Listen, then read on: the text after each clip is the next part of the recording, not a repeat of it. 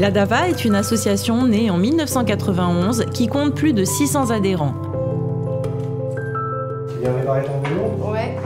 Elle défend les modes de déplacement alternatifs à la voiture et en particulier le vélo. Son but est de diminuer le trafic automobile et de lutter contre la pollution de l'air et le dérèglement climatique. L'objectif premier de l'ADAVA consiste à demander des pistes cyclables et des arceaux de stationnement. Pour rendre le vélo plus ludique, l'ADAVA organise avec la municipalité d'Aix-en-Provence une fête annuelle du vélo.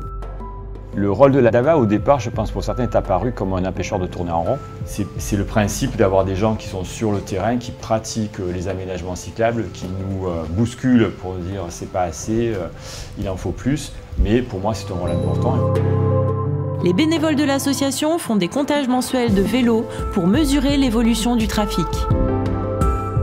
Donc l'ADAVA établit une cartographie des aménagements cyclables dans le pays d'Aix et c'est la cartographie la plus à jour du pays d'Aix qui sert même de référence aux techniciens de la ville.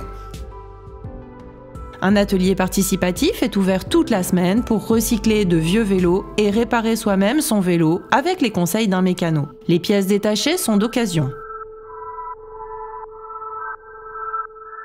Des vélos reconditionnés sont aussi en vente à bas prix. On va faire un essai dehors si tu veux, au moins comme ça tu vois comment il roule. L'ADAVA organise une école de vélo pour adultes qui est ouverte le samedi matin. Les adhérents apprennent à rouler en ville et hors de la ville en toute sécurité.